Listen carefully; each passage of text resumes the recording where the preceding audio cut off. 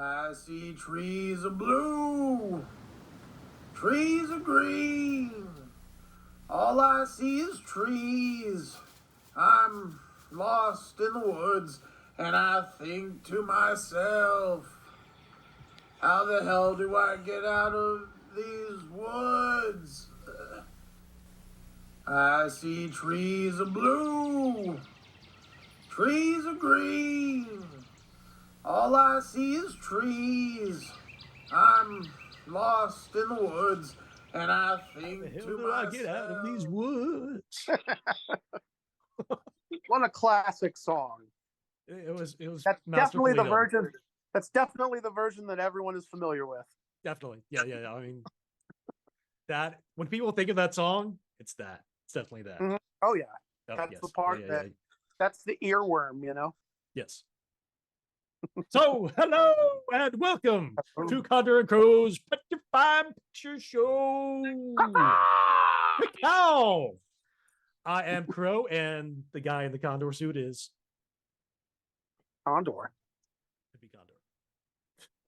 Welcome, everyone. How's it going, everybody? All right. You can't answer because we're recording this now and you're not here, but that's okay.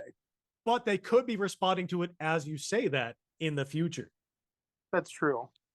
And then ideally say, they are, otherwise we're just kind of shouting into the void, which is also okay. Say, that's so great. I'm so glad to hear that for you. I'm so happy for you. I love that for you. Yes. That's what I'll say. Glad you're doing well. That way, no matter what it is. You have that growth removed. I like that. That makes it was really accentuating your face. So much better now. But yeah, I like that you don't look like you have three eyes now.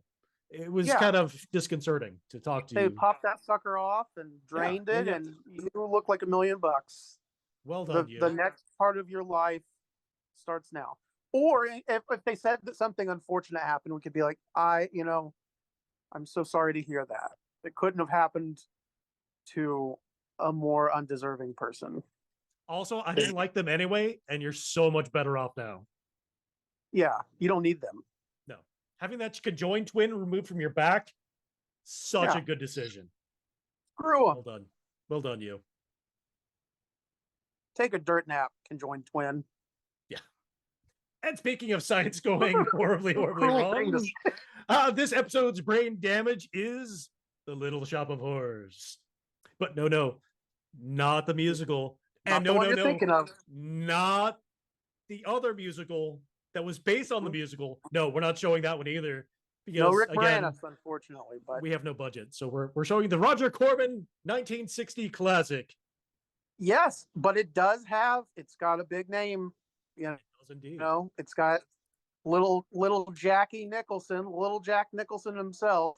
Writhing in pain. Yeah. Or don't feel bad for him. It's kind of hard to tell. Yeah, that's his thing. Yeah. Yeah. Also got some Gremlins alum in it as well. It's got the guy who plays actually the both of the actors who play the Futtermans, Mr. and Mrs. Futterman, are both in this. As Audrey, actually, Mrs. Futterman, the actress who plays her, I can't remember her name at the moment, but she plays Audrey. And then Jackie Joseph. Yeah. She's really cute in this movie. And then Mr. Futterman is the weird guy who eats flowers for some reason. It's a weird character that they decided to. I believe that's Dick Miller. Yeah, Dick Miller. Dick Miller. Yeah. Who is actually a lot of the actors in this movie were from Bucket of Blood. He just kind of. So I guess this movie was made on a bet with his brother that he couldn't just make a movie basically over the weekend. He pulled it off because he still had all of the kind of set other elements from Bucket of Blood, which he just finished up. So a lot of the actors that were in that just kind of carried over into this. That was kind of a recurring thing. He worked with a lot of the same people in different films that he had. He kind of had like a stable of people that he, would do projects with, which a lot of actors, or not actors, a lot of directors do that. You have your Wes Anderson types or your Coen brother types, or your Tarantino types, They work with the Bruce Willises of the world and what have you. But Roger Corman primarily did it to be cheap. Yeah. Yeah. So you could pay them under the table or kind of pay them to not have royalties and everything else later on so that he could, again, make a cheaper film. Which is actually why we could show this film. He was so cheap that he did not register this film, which is why it's in the public domain. Otherwise, his loss and our gain. Yes. Yeah. It worked out pretty well for us, and isn't he still making movies? I don't think he's quite retired from doing movies. He's in his 90s. He is. He's probably a producer these days rather than a director, but still making movies as far as I'm aware. Yeah. Good on him. Oh yeah.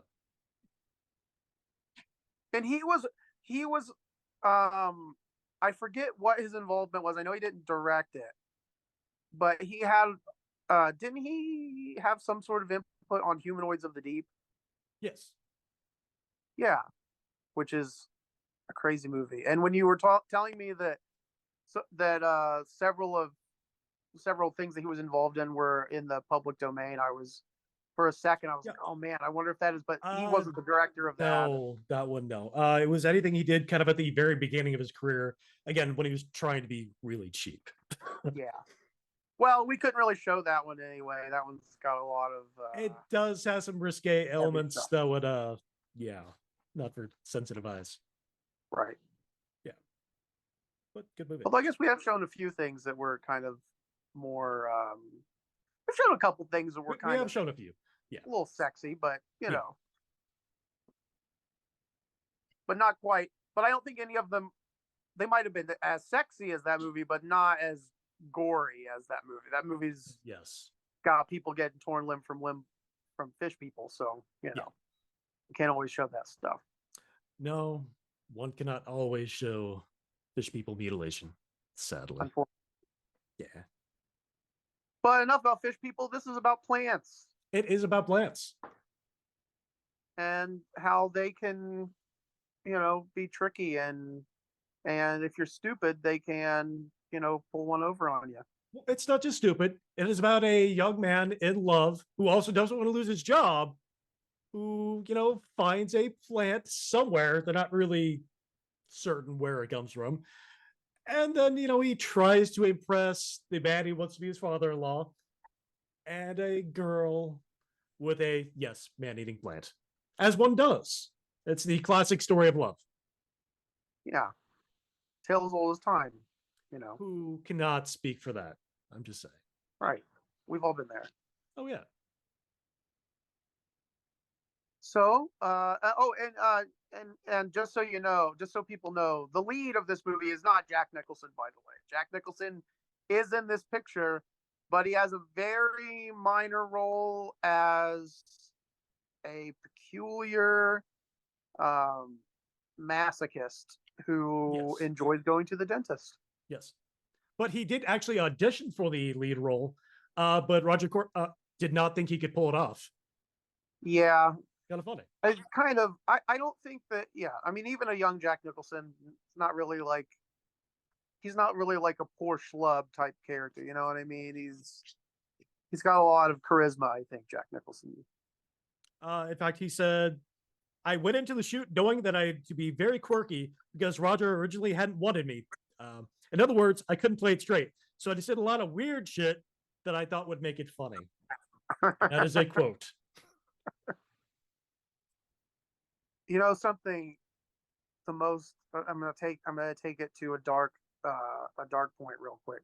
But one of the most haunting things that I ever heard about Jack Nicholson, and I watched the clip of it, was that after Heath Ledger died, Jack Nicholson was like at some sort of event or whatever, and Heath Ledger had just died, and like somebody from either TMZ or some sort of like paparazzi person was like, they ran up to him and they started trying to interview him, and they were like, had the microphone in his face, and they were like, "Hey, did you hear that Heath Ledger died?" Which, first of all, that's such a sort of like an uncouth thing to just immediately shout at somebody. Yeah.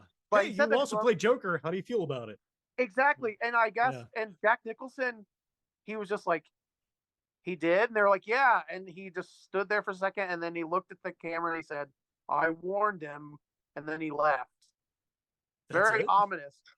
Yeah, but I guess like what had happened was when Heath Ledger was like researching the role or trying to decide what he wanted to do for the character, he had contacted Jack Nicholson, and Jack Nicholson had like given him some sort of like ominous advice about how like he's like, don't let the character get into your head or whatever, you know. And I guess that's what he was referencing, but I don't know, kind of creepy, kind of weird. Yeah, weird stuff. Huh. But anyway, yeah. Speaking of weird stuff, yeah, there we it's go. fun. It's fun. It's not as wacky as I mean, it's got some wacky bits, but it's not as wacky as, you know, the one with Rick Moranis. But it's still a good movie. It's and we will show a clip from that later on in the show. Yeah, yeah. So without further ado, onward.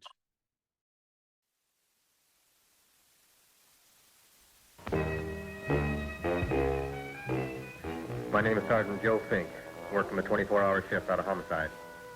And this is my workshop, the part of town that everybody knows about, but that nobody wants to see. Where the tragedies are deeper, the ecstasy's wilder, and the crime rate consistently higher than anywhere else. Skid Row, my beat.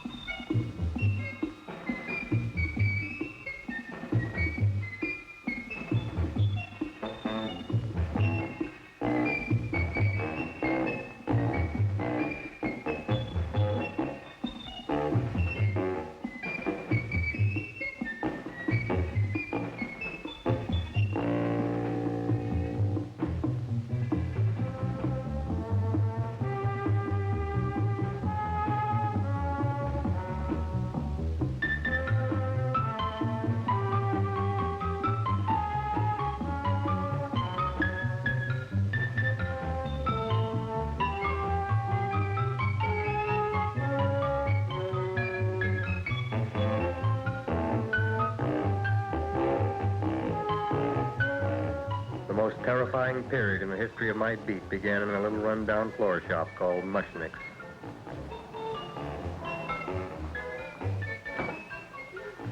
Good morning, Mrs. Shiva. How's things today? Oh, the same as usual, Mr. Mushnick. My sister's nephew, Stanley, died in Little Rock, Arkansas. Oh, what happened? He got blown up. Who knows how? That's nice. Well, you would like, maybe as usual, some flowers for the funeral. Should old acquaintance be forgot and never brought to mind? I thought possibly, because I always give to you all my funeral business, maybe you should possibly give to me, a little cut rate. Look on me, Mrs. Shiva. What am I, a philatelist? I sell on Skid Row nothing but cheap carnations. And I should give you a cut rate. I can't even afford water for the flowers. To my throat, I would be giving a cut. I dreamt I dwelt in marble halls with vassals... Get up from the back! Excuse me, Mrs. Shiva, that's Seymour. He's a nice boy. Why don't you let him see? What? See? Look, here I got a new customer, brand new in the yellow vest. I should let the cleanup boy, but I can't even afford, chase him out right away. Flower as fresh as the springtime Mushnicks. Hello? Oh, hello, Dr. Farr. What can I do for you today? Listen, Mushnick, I haven't got much time. Send me over 2 gladiolas and a fern. Excellent. That's 2 dozen glads, 1 potted fern. No, Mushnick. 2 gladiolas and 1 fern. You want I should put 2 gladiolas in the pot with the fern? No, 1 fern, 1 piece. Altogether, 3 pieces. I need it for my waiting room. Yeah, it's a sunflower. What? A filling flower. Good, I'll drill a bigger hole. You mean you want 2 crummy gladiolas and 1 crummy fern? What kind of a decoration is that? This is my flower budget for the week, Mushnick. Who can be a dentist on Skid Row? All right, excellent. I'll send Seymour right away. Who am I to argue with science? Make it snappy. Now you are going to get it. Oh, you are going to get it. Look. Ah! Seymour Trailbone? Now, Mr. Shiver, we were talking from the funeral flowers. What is a little... Funeral! Did you call me Mr. Mushnick? No. I was calling John D. Rockefeller for to make a loan on my Rolls Royce. Sorry I said it. Now, look, Seymour. You take 2 gladiolas. You'll cut them nice and even. You'll take 1 coin. You'll wrap them in a package, and you'll take them to Dr. Farr. Right? Now go already! Now, what can I do for you, sir? My name is Burson Fox. Excellent. I am Gravis Mushnick. Oh, that's a good one. Now, who's going to get my roses? I'll take care of you, Mrs. Shiver. Come right over here. You would like maybe some orchids for a nice girl? No, I think I'd like a couple of dozen carnations. Carnations. A person can't turn around these days that somebody shouldn't drop dead. You've had more than your share of bad luck, Mrs. Shiver. Bad luck, she calls it. You should have so many people kicked off. You would have somebody fall on top of you, too. What about the carnations? You said you wanted some roses. Yes, for Stanley. My carnations.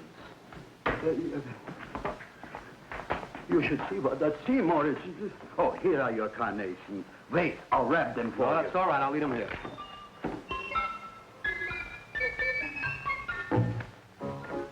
Why not? Of course, what else? They are all right? Well, I've had better. Well, this is a small shop. Oh, that's okay. You know, those big places, they're full of pretty flowers, expensive flowers. When you raise them for looks and smell, you're bound to lose some food value. I like to eat these little out-of-the-way places. Oh, such a thing, eating flowers. Look, don't knock it until you try it, huh? Look what happened. This is what I was trying to tell you before. Look on him, everybody. Look at the quality of his work. I ask you, when I fired him, where is he going to get such another good job? You mean I'm fired? No, I'm electing you president from the United States. Yes, you are fired. Gravis, you can't do that. Who can't? I didn't mean it. You didn't mean it. You never mean it. You didn't mean it the time you put up the bouquet with the get well card in the funeral parlor and sent the black lilies to the old lady in the hospital. You didn't mean it. But this time, I, Gravis Mushnick, mean it. He means it. But see, Mr. Mushnick, don't I always try to do what's right? And I'm crazy about flowers. I like flowers almost as much as Audrey does. Excellent, you're fired. Why don't you give him a chance to resurrect himself? I'd give him a chance to quit. I ain't gonna quit. You're a brave boy, you're fired. But that ain't fair, Mr. Mushnick. You know what I'm doing? I'm working on a special surprise plant just for you. I'm growing a plant like you ain't never seen before. Excellent. I can't even sell the plants I got in my shop. Out, you. Now, wait a minute. He's got a new kind of plant you want to look at. I don't look on flowers, Mr. Yellow Vest. I got ancestors in the flower business for 200 years, but I got one shop on Skid Row, one stinking shop. I don't even like flowers. No, you don't understand what I mean. Look, I've eaten in flower shops all over the world. And I've noticed that the places that have the most weird and unusual plants do the best business. See? See? See? What is this, a tango? All right. Explain me more. Well, I remember one place that had a whole wall covered with poison ivy. And people came from miles around to look at that wall, and they stayed to buy. The owner got rich. No. He scratched himself to death in an insane asylum. Oh, that was my cousin Harry. All right. All right. You go home and you get this fancy schmancy plant and you bring it back here. And if Mr. Yellow Vest Fouts says it's a draw, you still got a job. If he don't, out you go to Bodie, right? Don't worry, you'll like it. You'll see.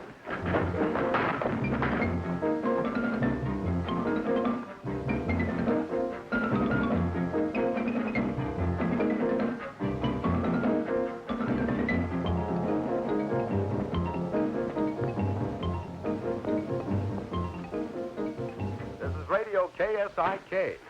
You've been listening to Music for Old Invalids. Our next selection is entitled Sick Room Serenade. Seymour, is that you? Yeah, Ma. Hey, here, look at my tongue. But, Ma, I already seen your tongue. Have you no sympathy for your poor mother? Laughing at her and mocking her illness, and she's got one foot in the grave? Oh, I didn't mean it. Oh, you never mean it. Now, come on, look at my tongue. A tongue's a tongue, Ma. They all look the same to me. Oh, did you stop at Dr. Mallard's and get the results of my test? Yeah, he said there's nothing wrong with you. Oh, now, Dr. Mallard. He's one doctor I thought would tell the truth. He said you should be playing fullback for the Rams. He wants me dead. I'll bet he's assistant coroner. Well, I gotta go. Hey, you know, I read in my goiter's coming back. I can feel it every morning after breakfast. Yeah, that's when you take those great... Oh! What you got, a little surprise for me? Open it up and see. All right.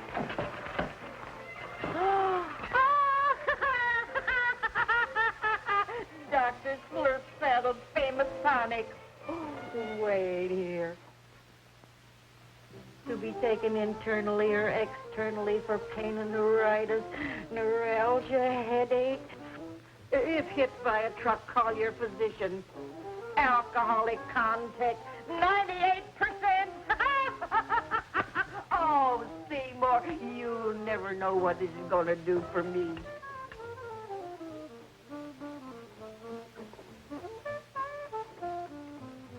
Oh, I can feel that surge of warm health going through me already. Look, Ma, I gotta get my plant and hurry back to the shop. You mean that lousy weed out in the kitchen? Yeah, and if Mr. Mushnick doesn't like it, he's gonna fire me. Apparently, my hearing's going out on me.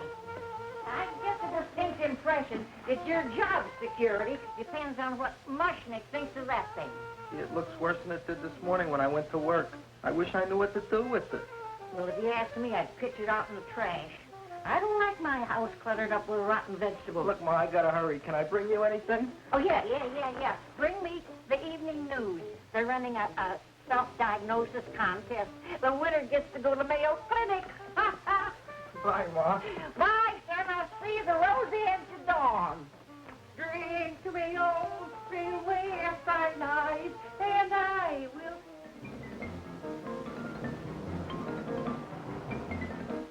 Hey, put this on my bill. Well, here it is, everybody. What do you think of it? Well, it sure is different. It looks delicious, but don't you think it's kind of stale? Well, it hasn't been feeling too well. You call that a fancy plant?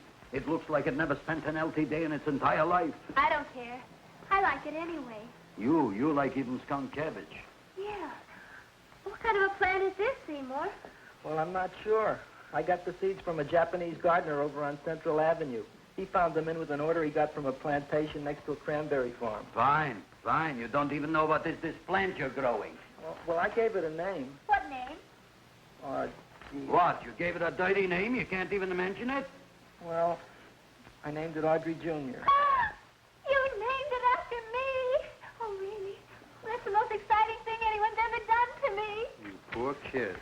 I don't think it's so much I should keep on spending $10 a week on your salary. But, Gravis, he named it after me. I know, and if they keep it, they'll name it Mushnick's Folly because I'll be in jail for non-payment of taxes. Are you crazy? Who? You.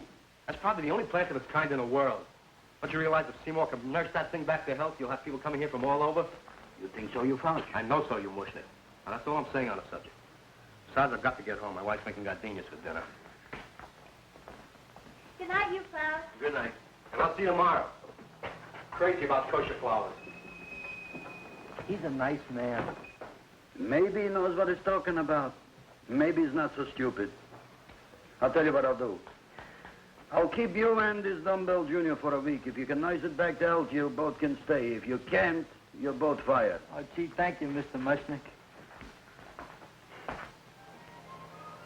Don't feel sad, Seymour. Don't waste your pity on me, Audrey. I'm not worth it. Who says you're not? Everybody. Yeah, I know. But I think you're a fine figurative of a man, and I know that Audrey Jr. will be the sweetest thing in the whole wide world. Well, I don't know. I've given it every kind of fancy fertilizer and atomic plant food and distilled mineral water you can buy, but it just gets thicker and thicker. Don't worry. You're going to be another Luther Glendale. Pasadena. Burbank. Good night, Seymour. Night, Audrey.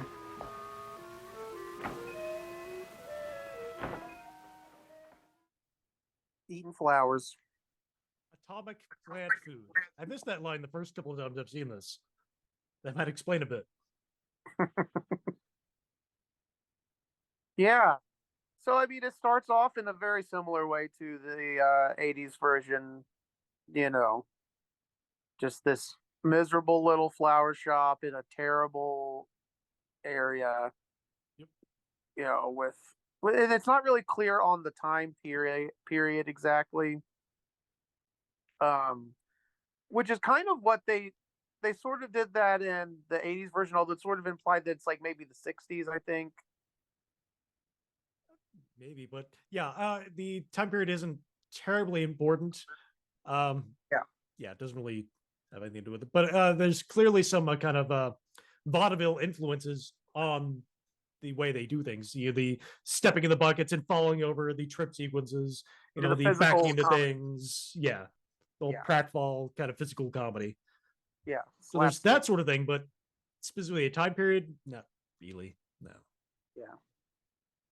I mean, like the Rockefeller joke is kind of dated, of course, but I mean, you know, I love though that the musical does not have Seymour having a mother because he's an orphan in the 80s version, but I kind of like this hypochondriac, you know, potentially alcoholic mother who, you know, who's chugging this wonder tonic with 98% alcohol. 98% alcohol?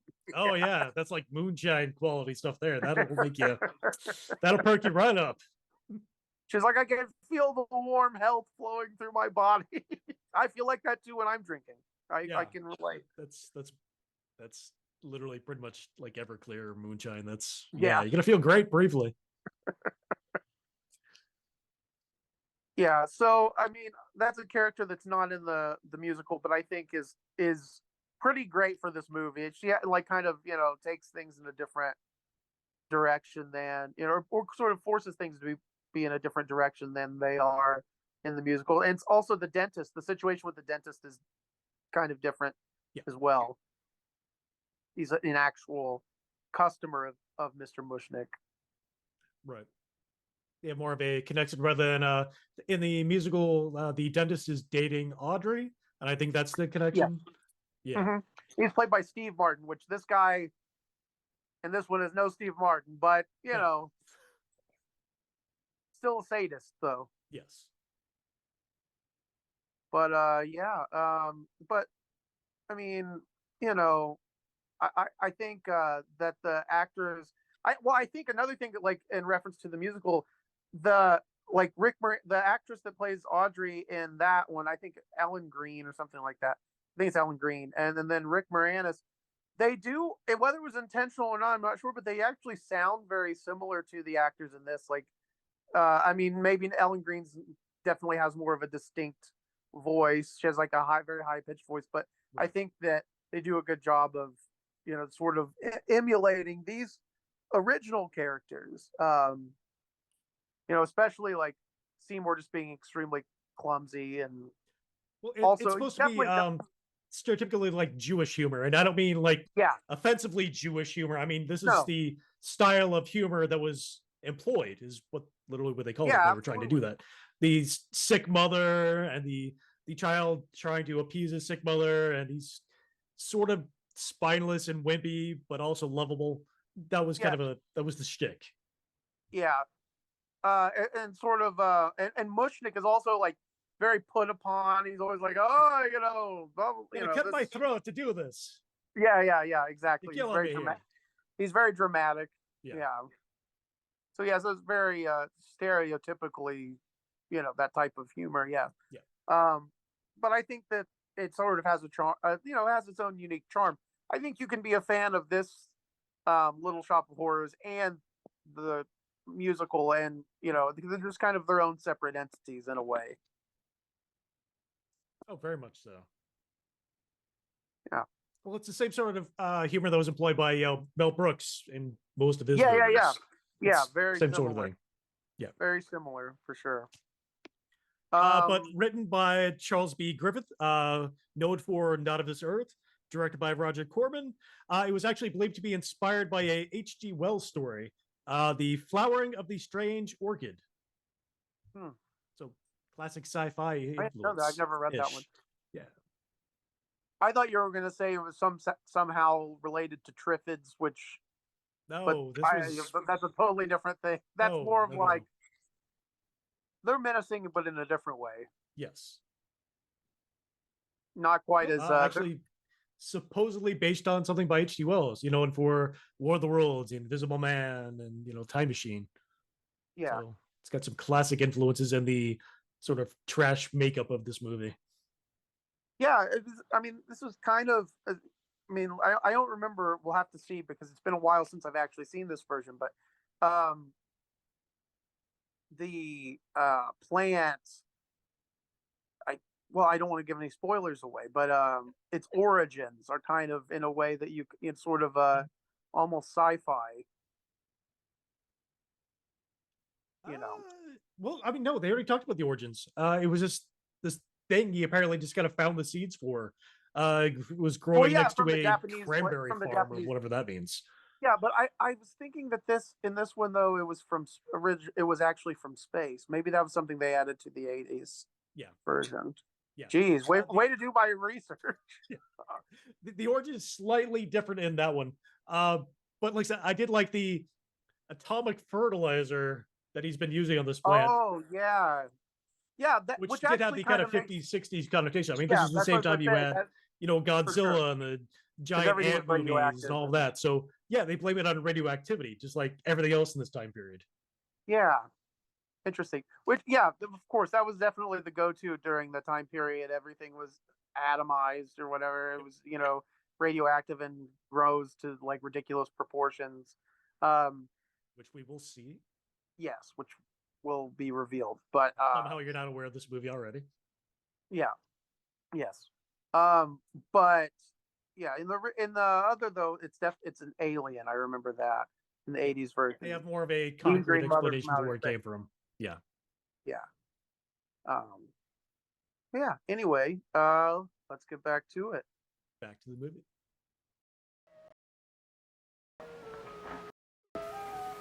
What's the matter, little plant? Haven't I done everything I could for you? Where did I goof? You're the first little plant I ever tried to grow, and if you die, I don't know what I'll do. Please don't die. I'll get you some water, okay?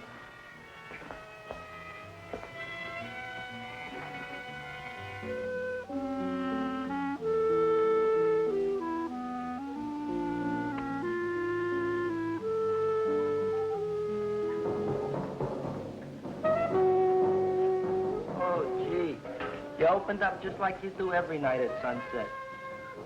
I wish I knew how to make you grow. Here, let me move this out of your way so you can breathe. Ow! Ow, ow, ow, ow! Hey, what happened? How come you woke up? Blood? You like blood? Oh, you must be kidding. Well, we'll see.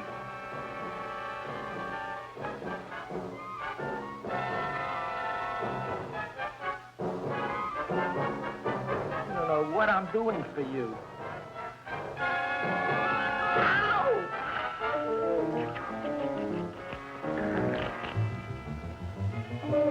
Oh, who would have thought it? Well, I guess there's just no accounting for people's tastes.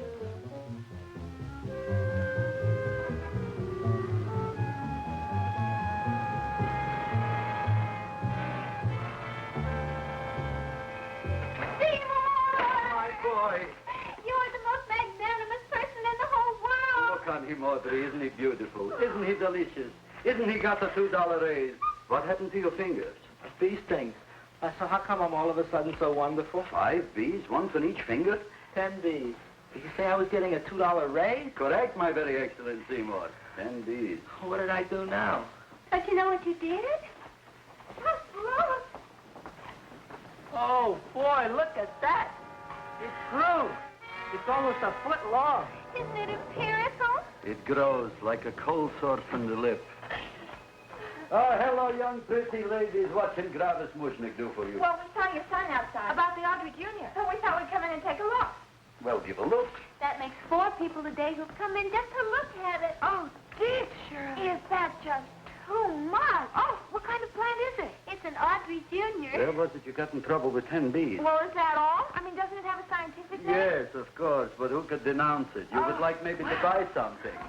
Well, we don't have any money, except $2,000. But that's just to spend on flowers. So we don't have any of our own. Isn't that a drag? You got your $2,000 just to spend on flowers? That's right. Who died? The Chamber of Commerce? Well, we're from Cucamonga High School. We're building a float for the Rose Bowl parade. Which is made out of flowers. Thousands of them. And we're on the committee that picks the florist and then glues on the flowers. Gee, that sure is a mad plan. Wow, yeah. Seymour here invented it. He did. Thousands of flowers. Girls, please don't damage the horticulture is. Tell me, how come you don't buy all these thousands of flowers from Gravis Mushnik? My flowers got something the others don't. What's that? They're cheap. Well, gee, if your shop is good enough to develop the Audrey Jr., I guess it can get us everything we need. Yeah, we'll talk it over with the rest of the committee. Well, we gotta run now. Bye, all. Bye, Seymour. Bye. Bye, girls. A son. A son. Look, Audrey. I got a son. Oh, gee, Mr. Mushnik. What, Mr. Mushnik? I don't want you should call me Mr. Mushnik anymore. I want you should call me Dad. Okay, Dad. Isn't that beautiful? Seymour Krellboyne, come over here, my son. I want to talk on you about the future. Look on this fly trap. Look on it. Soon we got no more Skid Row. We will be rich, us. I am building for you a giant greenhouse in which you are making impossible flowers, which in turn I am selling at ridiculous prices in my giant new flower saloon in Beverly Hills. Do you see that big sign in the sky? It is saying, Gravis Mushnik in French. Isn't it exciting? And we'll have an orchestra right by the cash register. And Gravis will wave his arms, and the orchestra will play Mendelssohn's spring song. And I'll come out in a gown wrapped by somebody expensive and say, The carnations are $600 a dozen, 2 dozen for $1,000. It's a bargain. get 'em while they laugh. Stop shouting.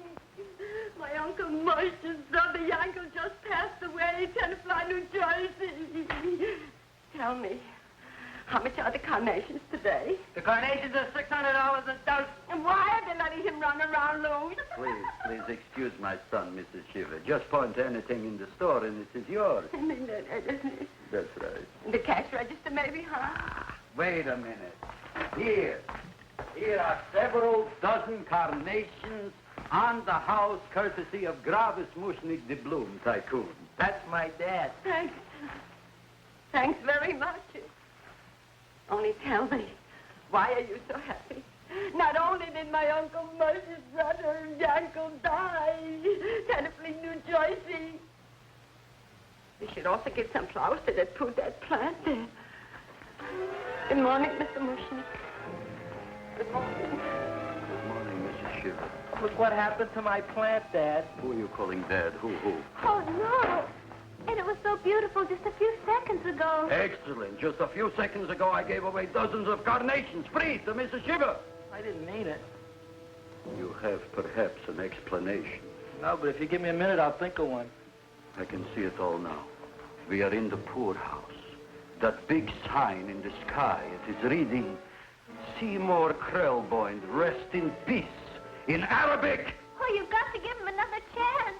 You promised me a week, Mr. Mushnik. I'll sit up all night with that plant. It'll be healthy in the morning. You'll see. I promise. I promise.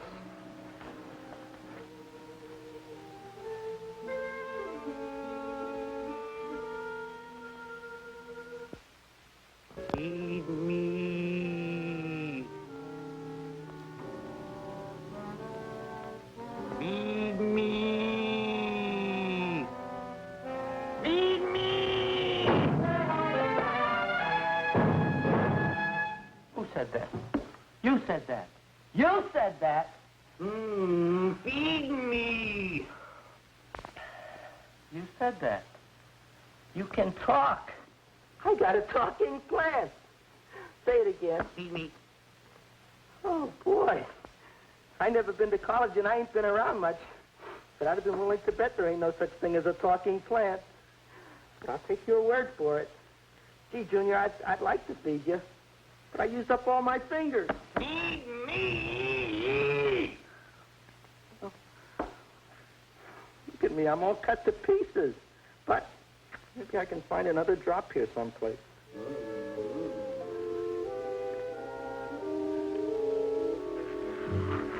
That's the best I can do. More. But I'm already anemic. Feed me more.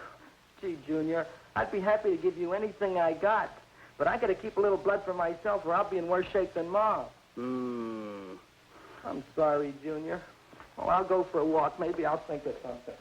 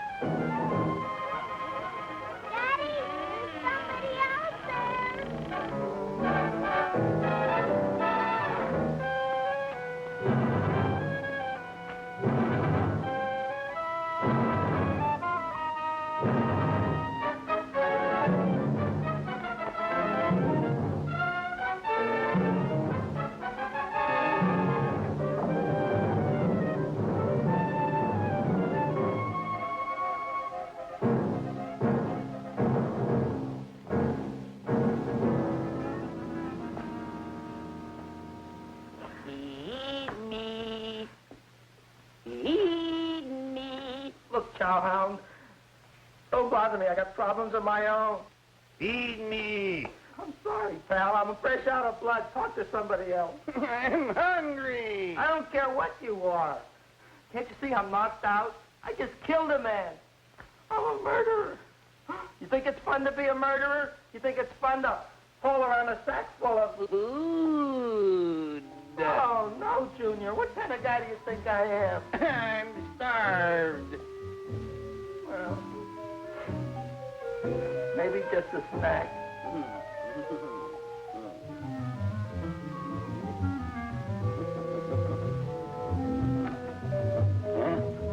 That looks great.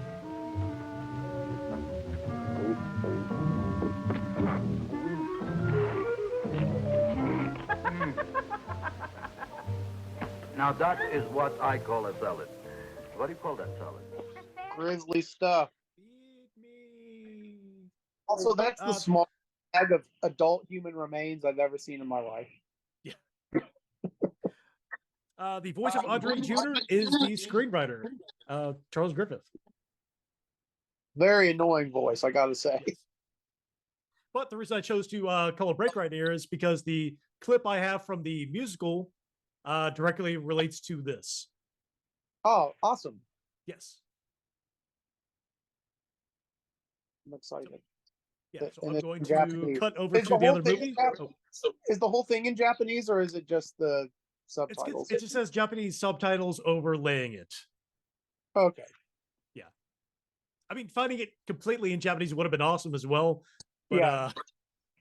Just seeing the yeah. musical in Japanese would be fun, I think. That would be fantastic, yes. But no, the clip I was able to find just has Japanese subtitles. So obviously, yeah, we're not trying to pirate that movie because why would we do that? Yeah. Pirating is wrong. Terrible. Copyright infringement is evil. Don't do it, kids. And without further ado, this is not that, but we're showing the movie. Here we go. No. This is not pirated. No, commentary purposes so only. you know what we're talking about. Yeah. Yep. Here we go. Yeah, that was great. Come on, I haven't got much left. Just give me a few days to heal, okay? Then we'll start again on the left hand and... Me.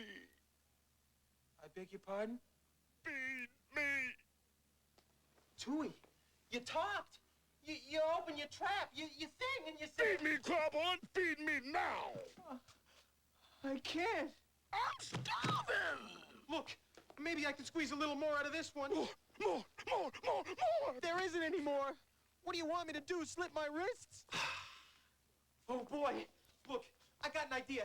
I'm gonna go down to Schmendrick's and pick you up some nice chopped sirloin. Must be blood.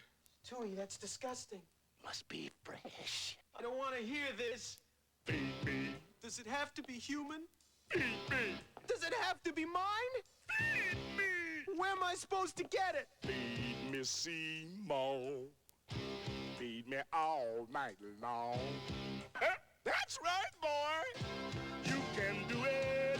Feed me, Seymour. Feed me all night long. Yeah. So feed good. me, Seymour. Feed me all night long. Oh, yeah. And you know, I'm going to be honest with you. There are a lot of people that I've met in life who deserve to be eaten by plants. I'm just going to be real with you, you know? That's true. And I mean, to be eaten by such a charismatic plant, I mean, that's almost like an honor, right? I mean, you know. Yeah, for sure. And I love that even the plant conveys like a charisma. It's attracting people to the flower shop with its unusual nature, you know. Like those girls who come in to buy all the flowers, they're like, oh my God, this plant's so cool. Yeah. In the musical, the plant actually says, hey, you should feed me because I'm literally doing this thing. I am helping you, feed me. It's more of a actual menace than the 1960 version of it, where it's clearly like a animated coconut. Yeah, that's what it looks like. It doesn't even have any teeth or anything. It's kind of an angry coconut, a little bit whiny. Yeah.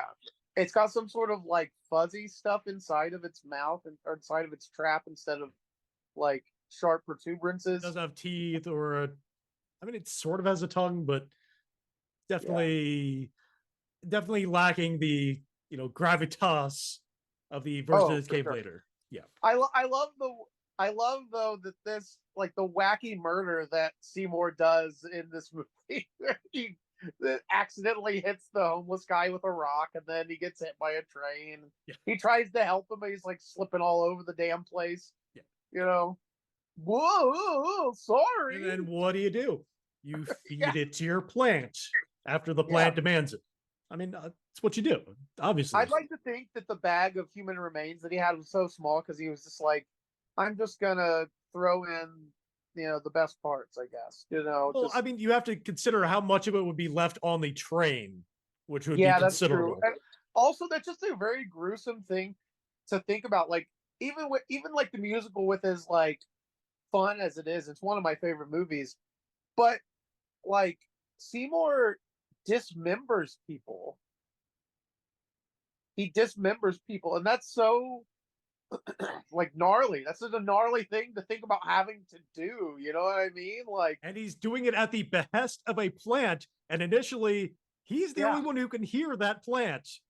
Yeah, you could sort of see this movie almost as not really being supernatural or not supernatural or you know, what sci-fi, like whatever. You could see it as the plant not really even being not being like sentient. He's just kind of shoving the body parts into the soil. So there's just like a plant and then a layer of bodies underneath it. I think the plant would like still grow from these things, but I keep imagining that like it's not really intelligent at all, and Seymour's just lost his mind, and he's just going around murdering people.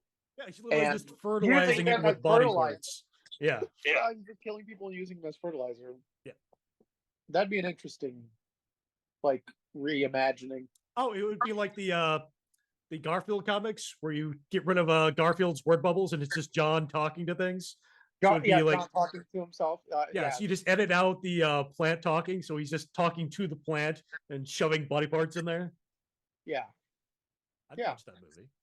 I would do that. Actually should be like a comic, like a web comic or something, where he's just like, oh, you know, Audrey too, you crazy plant, I gotta go get you some more food. Eat some more body parts, so grow big and strong. Yeah. And then eventually Mr. Mushnick starts finding strange bones and things in the soil, and he's like, he confronts Seymour, and yeah, I mean, I could see this happen. I could see this being a thing for sure. I'd watch it. Absolutely. Sometimes reimaginings are great ideas. You know, it can kind of change things up, and then also other times they're really horrible. Like, you know, have you ever seen the Wrong Turn movies? I've seen one.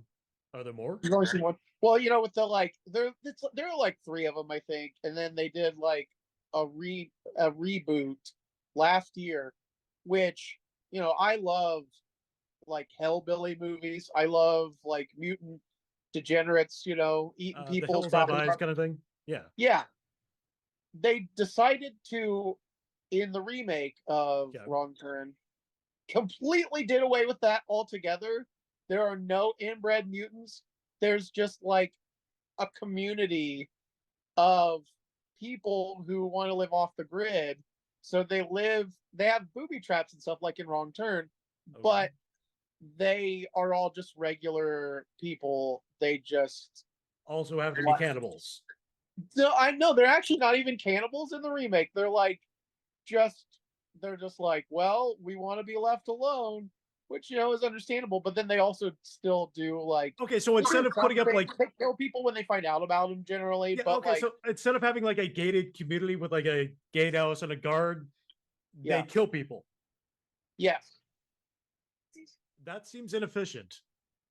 Yeah, they have all these booby traps, and like, but then they have there's no way that they would be undiscovered because they still have like huge fenced, like walled off communities, or there's at least one. I don't know if there's more, but there's at least one large like community that has walls and is out in the woods. So someone like planes flying over, you know, someone would find out about this. Absolutely.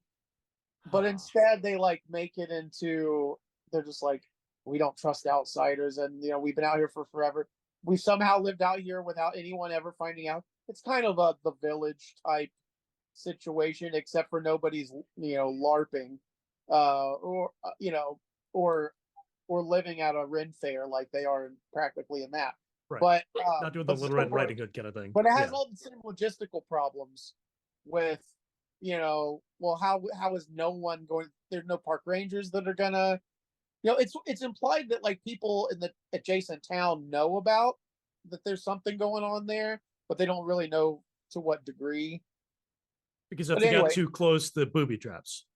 Yes, But my whole point is, the whole reason I'm talking about this horrible reboot is sometimes reboots are just garbage. They're just wet garbage, and that's a good example of that. But sometimes, even though nothing really comes to mind at this time, sometimes I think in theory a reboot can be good.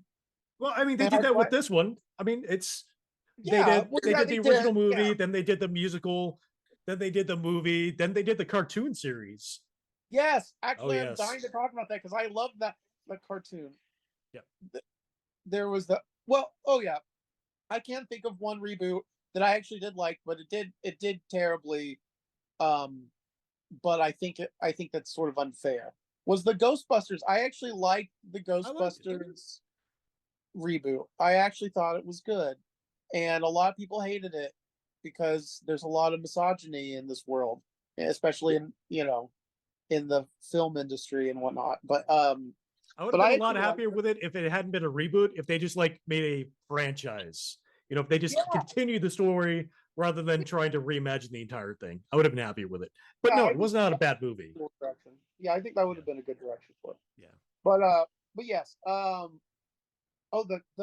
Little Shop of Horrors cartoon was in the 90s, and it didn't really make any sense because it doesn't have anything to do really with. I mean, it has Seymour in it and it has Audrey too, but like Seymour is a child and he's friends with this plant that kind of gives him bad advice, not quite to the same degree of like murdering people, but I wouldn't expect that in a 90s cartoon. No. Yeah, for children. Yeah. No. Also, I think weirdly the plant had like telekinesis, but only over meat or something like that. Like meat kinesis? Protein kinesis. Protein or I don't know, I'm sure we can think of something. Barbakinesis. Yes. Just barbecue foods. Yes. But yeah, like that's like another thing they changed about is like as it weirdly had like powers over meat. It could control meat. I mean, that's significant. There's a lot of things made of meat. I mean, we're made of meat. Yeah, we're made of meat. So it doesn't even really need Seymour at that point. No, you just gotta like bring people suck the meat off of somebody. Yeah. Yeah, and then like what are the cops gonna do? They're gonna come out there like, you put your leaves up. And then it's just gonna rip sucks the meat off their bones. The skeletons rip the meat off their skeletons, basically. Yeah. That's an awesome power. I know what you're talking about. Yeah. That's actually a really cool power. I wish I know had that power. Meatokinesis or barbakinesis or carnokinesis. I don't know. But carnekinesis. Yeah. Meat control. If you know what I mean. And Audrey Jr does. Hey, all I'm gonna say about that is, the 80s version has some pretty luscious lips. That's all I'm gonna say. But anyway. Let's get back to the 1961. And here we go. Next course, have a nice cigar. All right? You would like maybe a cigar? You don't smoke cigars. What am I thinking about? Where are the matches? Oh, you know what I found? I'm looking for the matches. And I found I left the money in the other suit. Here's your mock chicken legs. You don't have any money? So what else is new? All right. I made a mistake. After all, a man is entitled. Go on, this is your story. I'll wait for the punch. Don't get smart with me, girlie. I'll have you know that in my shop in the cash register, I'm having the total day's receipt, which is summing up to more than $9. You'll bring the rest of the food, then I'll go to the shop and get the money. You're playing my favorite song. Now look here, Buster.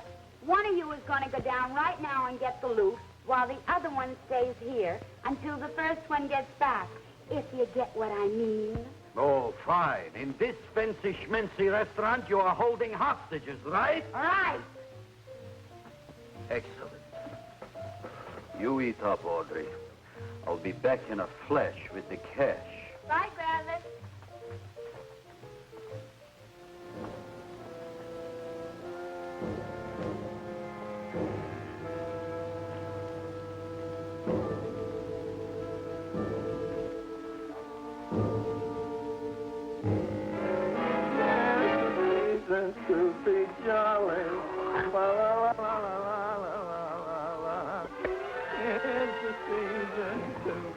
jolly.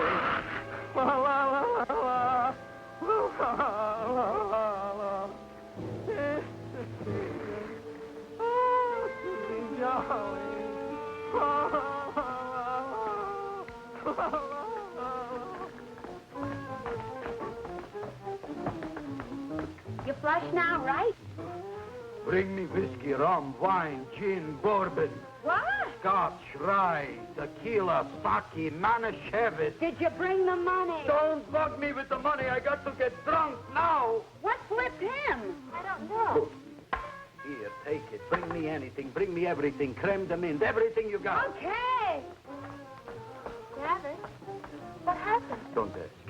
You look like you've seen a ghost. Ghosts I could handle. Don't ask. Why don't you tell me? Maybe I could help you. Help you couldn't.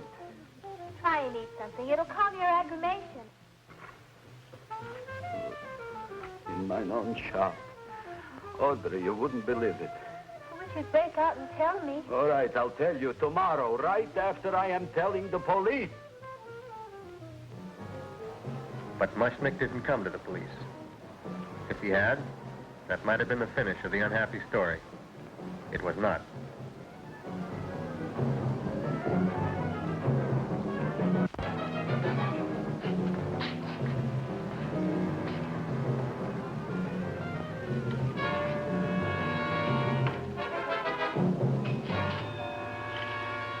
Hi, Gavin. $85 with the business already, and we barely opened. What did I tell you? You wouldn't be interested in selling a half interest in this place, huh? Mr. Mushnick, we talked to the committee, and they said we could use your flower on the float. And guess what? We're going to feature Audrey Jr. Right on top. Boy. Can't you just picture it? I can picture Oh, won't the people just eat it up? Eat up the people. And we're going to have the big part of it open, so she can sit in it. Oh. The queen, with her crown and scepter. She'll be so cute. Oh, you could just eat her up. Eat up the girl. Oh, there's Seymour! Oh, Seymour! I got a toothache. Leave me alone. You come Oh, with my me. jaw, I got a toothache. It hurts. Oh, let go of my jaw. Oh, my jaw. Oh. Now, Seymour, talk on me. I got a toothache. What do you want to talk about? That plant, is that a nice subject for to talk? The plant is great. It's 4 times bigger than it was yesterday. I saw. How come the plant is now so big? Oh, I don't know. But look at all them people out there. We only been open a half hour. We already done $70 worth of business. 85. Now, look, Seymour. You gave this plant a fancy name, Audrey Jr., but I want to know right now, what do just people call it? Well, it's a cross between a butterworth and a Venus flytrap. Venus flytrap. And what are the habits of this Venus flytrap? Well, the book says it eats insects. It eats them 3 times in its life, and then it's full grown. Excellent. And how many times is this one eat? Well, once or twice. You don't remember? Well, this is kind of an unusual type flytrap. That is a possibility. It may never eat again. I don't see how it could get any bigger. Then you think it don't need any more flies? Yeah. Oh, my tooth is just killing me. All right, excellent. You run along to the dentist. I'll take care of things here. Thanks, boss. Travis, we've got to order more flowers. Tons of them.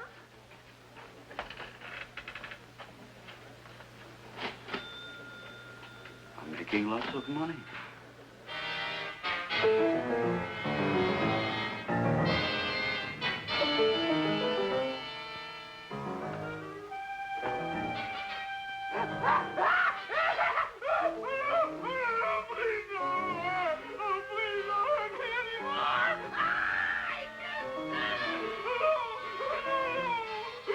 That'll teach you to keep your bill up to date, you deadbeat. Go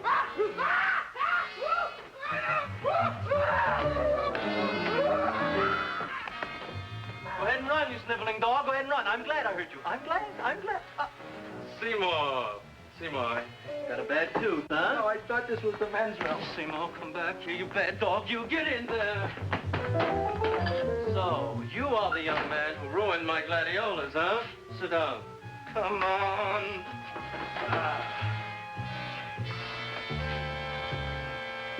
Guess what? My tooth stopped hurting. Yes, I know. Let's see. Shut up and open up. Uh-huh.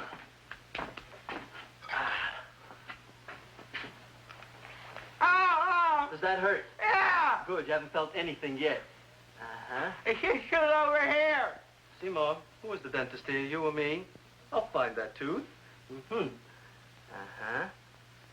Look at that stalagmite. But don't worry, it's going to be an easy one, Seymour. I won't even use Novocaine. Oh, you broke the mirror in my mouth. Well, don't tell me about it, stupid. Just swallow it. All right, yes. Let's see now, Seymour. See, I'll have this one, and that one, and I have to have this one, Seymour. It's only one tooth. Seymour, who is the dentist here, you or me? Are you practicing dentistry without a license? No. All right. Uh-huh.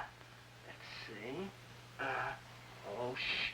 Seymour, Seymour, don't be... Look at that. Will you look at that, Seymour? I didn't know you were an elk. Look.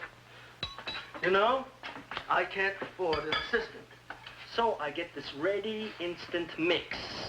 Doesn't last very long, but it tastes good. All right, Seymour. Oh, stay away from me. Seymour. You're trying to kill me. A duel. Aha.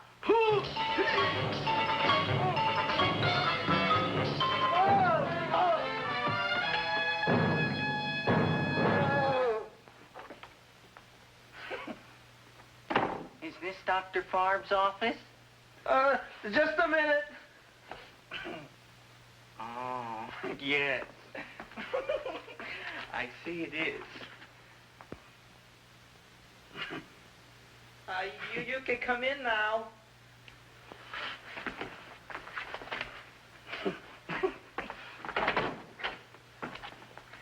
My name is Wilberforce.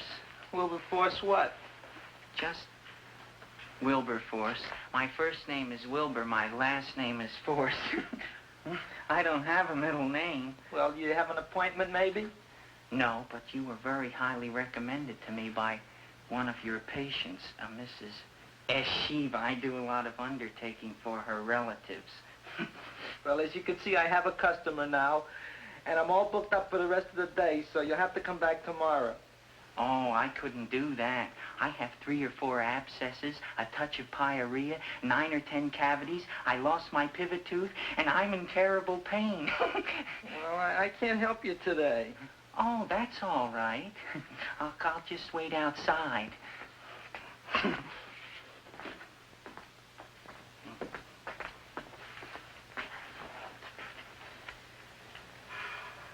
The patient came to me with a large hole in his abdomen, caused by a fire poker used on him by his wife. He almost bled to death and gangrene had set in. I didn't give him much of a chance. There were other complications. The man had cancer, tuberculosis, leprosy, and a touch of the grip. I decided to operate. My patient just left. You could come in now. Oh, goody. I didn't see the other man leave. Well, he went out the back door. You know, most people don't like to go to the dentist, but I rather enjoy it myself, don't you? I mean, there's a real feeling of growth, of progress when that old drill goes in. I mean, I'd almost rather go to the dentist than anywhere, wouldn't you? Yeah. Now, no Novocaine. It dulls the senses. This is gonna hurt you more than it is me. Oh, goody, goody, here it comes.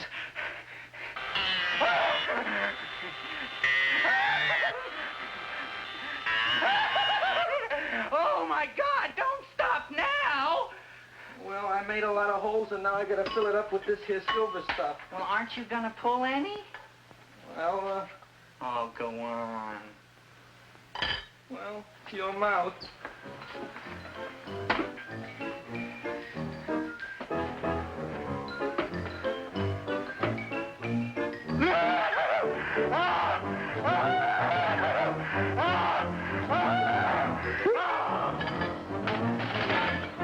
Well, Dr. Favre, it's been quite an afternoon.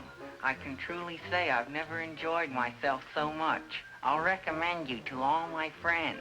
Thank you. Bye. Bye now.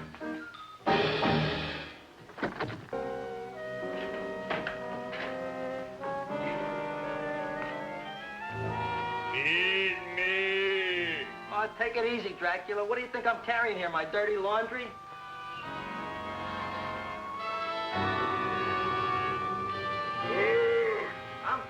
I'm coming already.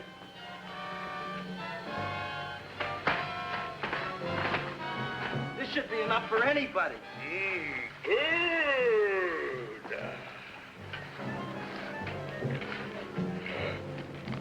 Well, goodbye, Dr. Farr. You may have been a crummy dentist, but you were a nice fella. I never meant to kill anybody in my whole life. I've killed 2 in the last 2 days.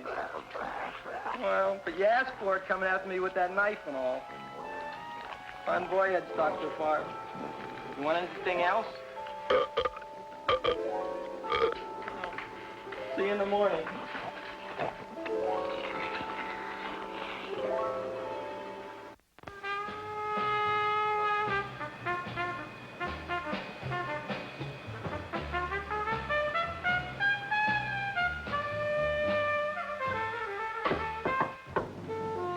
Come in. Me, Joe. Come on in, Frank. How's the wife, Frank? Not bad, Joe. Glad to hear it. The kids? Lost one yesterday. Lost one, eh? How'd that happen? Playing with matches. Well, those are breaks. Yeah, I guess so. Got a strange one here. Railroad people say they lost one of their best detectives the other night. Oh, yeah? Down by the yards. He was watching the refrigerator cars. Refrigerator cars? Ice thieves. Oh, yeah? What happened? Don't know. Vanished. Blood on tracks. Clues? None. Anything else? Dennis. Barb. Dead? Missing. Clues? Blood in office. Where? Skid Row. Ideas? None. Check it out. Yeah.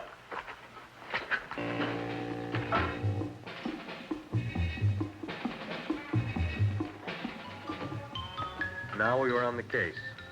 Officer Frank Stooley and me. My name is Fink. Sergeant Joe Fink.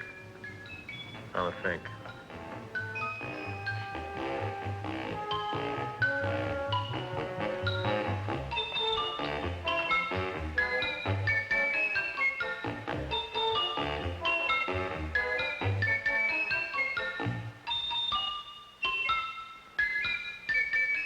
Morning, Mr. Mushnick. Oh, boy, look at that. Hi, everybody. Oh, my gosh. Ain't it something? It's monstrosity. Yeah. And to think that you did it. Gee, Audrey, you don't have to kiss me. Don't you like me to kiss you? Yeah, but you don't like to kiss me. Why shouldn't I? Nobody else ever did. Well, I do like to. You do? You really do? You like to kiss me? Sure I do. Would you like to kiss me again? Okay. That plant? Oh, boy, you kiss good, Audrey. Oh, I guess I just have a good kisser. How did it? Would you like to go out on a date with me some night? When? Oh, sure I would, Seymour. Anytime. Tonight? Okay.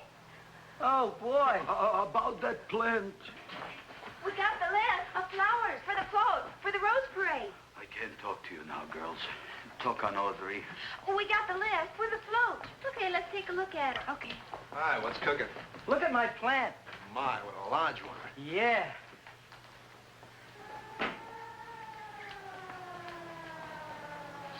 Hello, Mrs. Shiva. What's new? Oh, I got terrible news. My nephew Frankie just lost his little boy. Oh, that's too bad. How did it happen? He was playing with matches. Would you like to buy maybe some flowers? About 50 cents worth. Well, I'll get them for you. Look at my plant. I'm looking.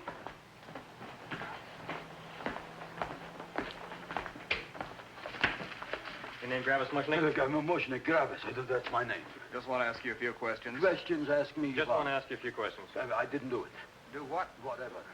Ever see this man? Man, see picture. Why are you so nervous? You got a guilty conscience? No, why should I? Ever see this man? Man, see the picture. Dr. Farb. So you know him? My dentist. He maybe did something.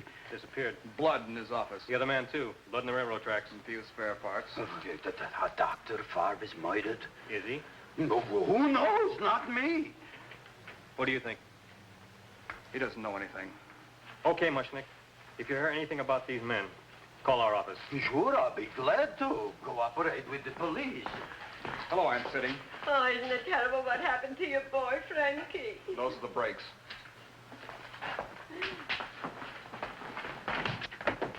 All right, Seymour. Now, you tell me if that plant is finished all grown up. He's finished all growing up. You wouldn't kid your father. My father came home. Me, idiot! It's a figure of speech. Now, look, I can't stand any more of that plant. It's growing me out of house and home. Well, it ain't gonna grow anymore, I promise. How can you be so sure? It ate 3 times already. What did it eat this time? Well, about 1 million Japanese beetles. So don't eat no more. It's full. Gavin! There's a lady from some kind of a commitment outside. I think it's important. Excellent. By the by, I understand you want to take Audrey out on a date tonight. That's very good with me, because I am staying to keep an eye on that Meshuggah plant.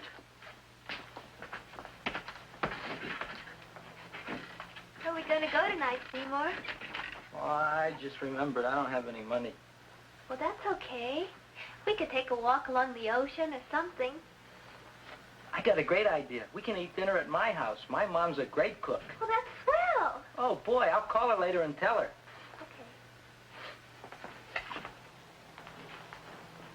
Oh, that's remarkable. You like? Oh, I neither like nor dislike anything, my goodness. I happen to represent the Society of Silent Flower Observers of Southern California. How about that? Tell me, who created this magnificent bloom? I did, me. And what might your name be? Seymour Krelboyne with a K. Krelboyne. Krelboyne. Raised it in a coffee can. This? Well, tell me, Mr. Krelboyne, is this a freak, or can more be raised from the seas? We should live so long. Well, I don't think there are going to be any more, Miss, Fuschtwanger. Mrs. Hortense Fuschtwanger. I think this is going to be the only one, Mrs. Fishswinger. Fuschtwanger. Fuschtwanger? It's probably indigestible anyway. At any rate, I have the honor to tell you, Seymour Krelboyne, that you have been selected to receive the annual trophy of the Society of Silent Flower Observers of Southern California. A trophy? Me? Such is justice. Tell me, when do you suppose those large buds will open? Well, according to what the book says about the plants that I crossed, they should open day after tomorrow at sunset. Ah, very well. Then I shall return at that time to present the trophy. Good day.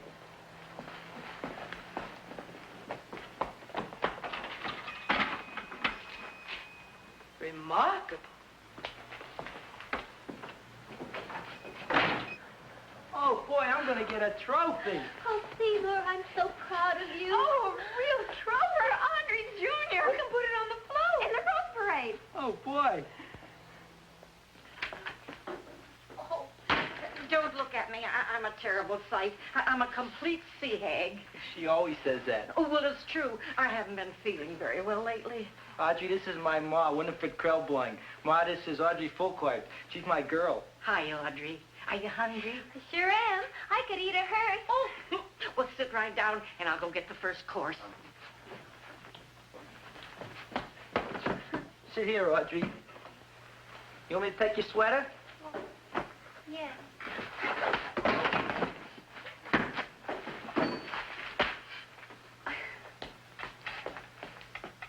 Never mind that. Well, now try this.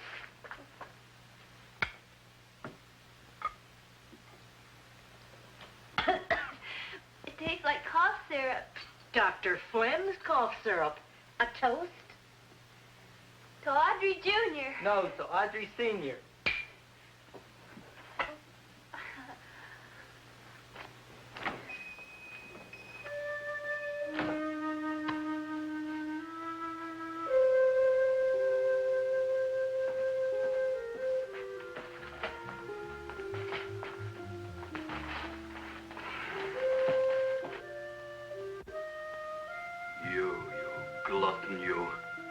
night I keep an eye on you. I don't let nobody get near you.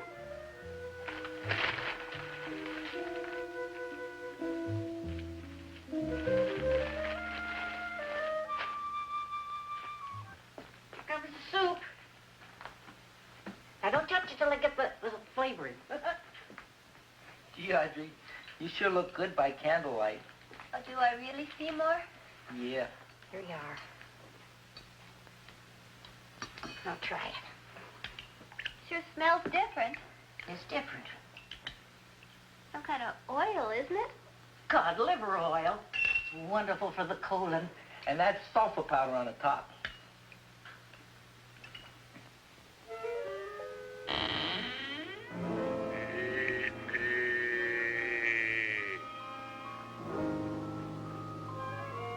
Feed me.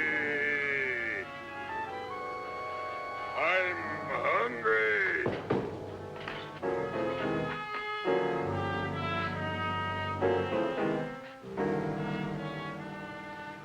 Open it is. Feed me. I didn't hear it. Feed me. I heard it. I want food. A talking plant we got. I'm hungry. No. Hungry. Ain't that a fine kettle of fish? Who would you like to have tonight? You look fat enough. We not only got a talking plant, we got one that makes with smart cracks. Will you listen to me, you botanical bum? Food you wouldn't get. Not from Gravis Mushnik. I'm starved. Excellent. You would unpopulate the whole Skid Row. Well, you can forget about it. You wouldn't get fed from Gravis Mushnik tonight. Good night. You'll get yours.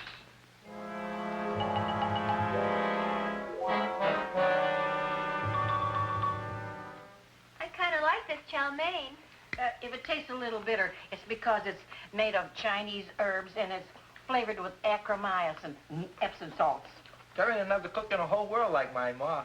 That's what your old man said before the louse ran out on me. You know, if you're going to be married, you got to be a good cook.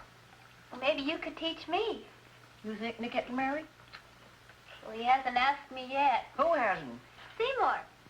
Seymour's too young to get married. Look here, a boy's got to go out and play around a little bit. Go out on the make and have a ball.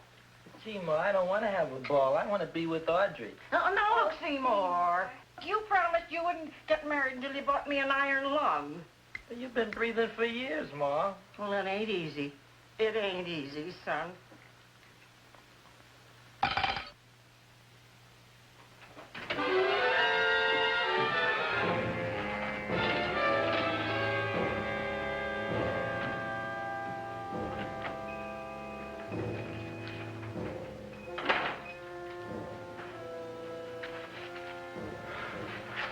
Somebody here? Black Cat, 13th John, Friday the 13th is stupid superstition. All right, you. Come out of there. Don't shoot, mister. I'm old and sick. I wouldn't hurt even a fly. Come out in the light where I can see you. Man, please don't shoot. Please. Please, I'm only Gravis Mushnik. You wouldn't want to kill me. Where would you hide the body? Don't worry, I'm not going to shoot you. Not unless you try something. Try something? I never tried anything in my life. I wouldn't try anything now. You want my money? Take it. You want I should go out and steal you some more? That's all right, too. I'll do it. Thank you very much. I like your brand of hospitality. You'll excuse it isn't more. I'm only a poor florist. Yeah. We got about 30 bucks here. Come on now. Where's the rest of it? I was in here this afternoon. I saw about 30,000 people in here. They must have spent some money. Where is it? There ain't no more money. They came in to look on the plant. It's a big attraction. Audrey Jr. The plant. Don't try to snow me, Jim. 30,000 squares didn't come in here just to look for a plant. I want it. I don't got no more money, honest. Believe me. Okay, let's try this. 1, 2, 3, 4. No, I ain't got no more money, honest. All right, try it the other way around. 5, 4, 3, 2. All right, already. Okay, Big Bad, where? In the plant. In the plant. The big plant, Audrey Jr. Inside the big leaf. That's right, inside. How do you get it open? Just knock.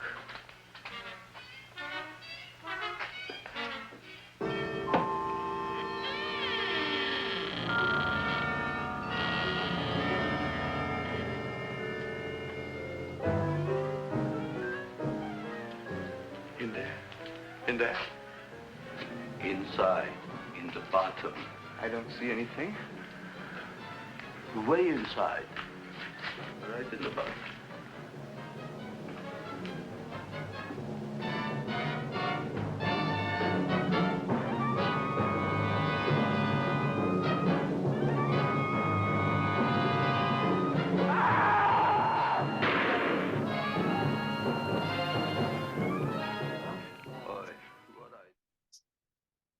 At least incidentally. Yeah. Yeah. Well, he knew what he was doing. I mean, Oh, he definitely knew. The money's in there. Just kind of crawl down to the bottom of that plant. And there's money in there. Totally. You're gonna find money. Yep. Yeah, like it's so crazy. I love it. Like I was just thinking though, the only way that I would want like an actual reboot of this would be if it were like still like a comedy, but like where it was ultra gory. Like I would love to see like the guy like look into the plant, the plane just like crushes his head, like bites his head off. Like Japanese movie style, just blood going. Yeah, just fountains of blood spraying everywhere. Yeah. Yeah. All right, I'd watch that. Yeah, that would be great. But instead, no, we've got much worse special effects. Like much worse. Yep. I love Seymour's mom. She's so batshit crazy with her. She's feeding him medicine. Oh, cod liver oil and sulfur powder. Oil. Oh, yeah. Or I season this these herbs or these noodles and with Japanese herbs and some Epsom salts. Oh my god, so gross. Yeah. That I don't know. I think that like I think she would have been a strange character to have in the musical, but maybe maybe that's why they cut her out. Maybe like this isn't gonna work. Yeah, maybe. Strange hypochondriac. Singing while eating cod liver oil, drinking. Well, yeah. Mostly drinking. She would have been doing a lot of drinking. Cod liver oil. Yeah. It was like they were having it like a soup, but I just can't imagine. That's so gross. Oh my god.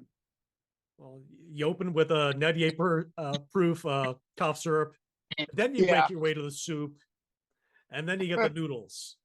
Well, three-course meal. People have been ingesting copious amounts of cough syrup to get, messed up for decades at this point, so it's kind of, I wonder how often people abused it back in the 60s when this movie was, whenever this movie originally. I still remember when NyQuil was basically like alcohol. Yeah. People are always going to find, well, that's the thing about life is that life can be very horrible sometimes. So, humans, and not just humans, there are animals that do this too. We look for ways to dull our senses, to, sort of put us in a different state of mind so things aren't quite as horrible. Or maybe that's what Seymour's wife. Or the opposite of dulling your senses. The opposite of that, like the scene with Jack Nicholson.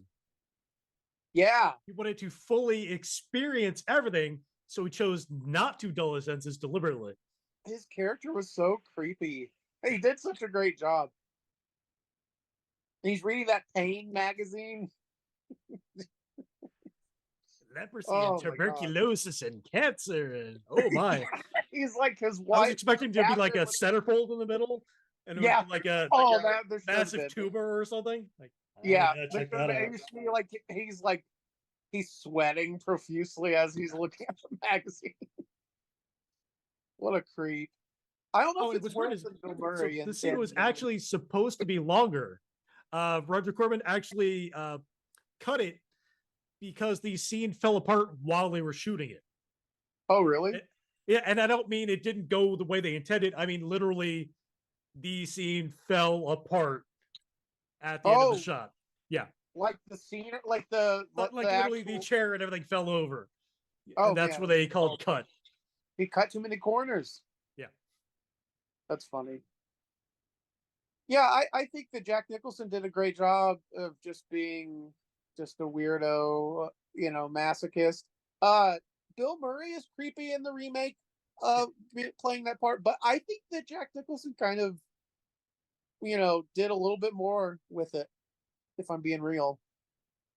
He seemed to be taking it, I don't know, kind of seriously, while Yeah. also being creepy. It was like he like, completely "Don't stop bought now." into it. He was not He's like thrilling. you didn't see him to be like faking it. You could see Jack Nicholson just buying into the role of the guy being like mutilated, essentially. Oh yeah. Well, I wonder if they should have. I think at the end of that scene when he's walking away, he's missing teeth. They should have had him smoking a cigarette. I think that through would one have of the been holes. Yeah. Just gonna shoved in there. Yeah. Oh. Some people just really love going to the dentist, I guess. Everybody's got their thing.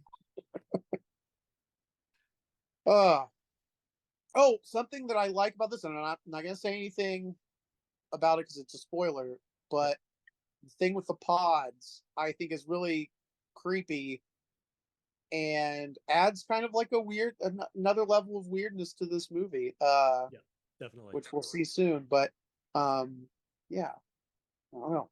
If I was also being robbed at gunpoint and I could stop my robber by having them be eaten by a giant plant, I definitely would.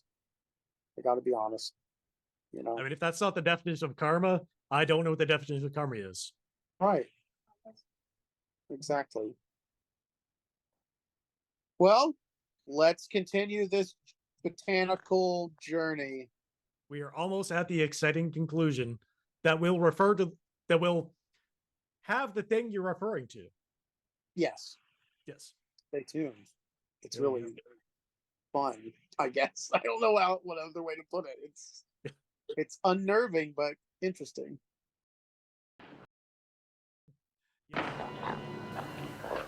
I don't care what you got at the date with Audrey tonight. I am no more sitting up with that no-good Nick plant. But gee, Mr. Mushnick, you don't have to sit up with it anymore. It's all grown up now. Excellent, smart guy. How do you know it don't be hungry no more? Well, because... Tonight you are staying. Then tomorrow they're coming and they're going to give you a trophy, and then after that we are getting rid once and for all for that plant. Getting rid of it? Why? Don't ask why. Why? The end. Into the garbage can. Aloha. Oy. Yes, Mrs. Shiva. Oh, Seymour, you wonderful plant. Oh, that's all right, Audrey. I'll grow other plants, even more wonderful ones. I know you will. Did you figure out what we're doing tonight? Yeah, we're going to a place full of beautiful flowers. We have to stay here. Yeah. Well, never mind. We'll have a picnic. It'll be just like going to the country. Oh, boy. 3,000 pink azaleas for the arbor, and the 9,000 yellow mums for the border. Yeah, and the roses for the front and the back. No, around the back. What do you mean you're going to a picnic at night with that full-quart girl? Don't you like Audrey, Ma? She's out after your money. I don't have any money. Oh, she's a smart one. She'll latch on to you until you get some, and then goodbye fortune. But Audrey's an honest girl, Ma. And never trust a woman who's too healthy. But Audrey had a bad cold a couple of weeks ago. Oh, a cold, a puny cold. Why don't you get yourself a real female with something decent like mononucleosis or gallstones? Well, maybe she could catch something like that. The only thing she'll catch is you. And she'll take you off to some shady sanitarium and leave me to chiropractors and faith healers. I know when I'm not wanted. Oh, gee, Ma. Don't feel sorry for me. I'll just find a nice wet alley somewhere and curl up and wait for the end. Oh, please don't die till I get back, will you, Ma? I'll take care of you. I'll always take care of you. I promise. Yeah. Bye.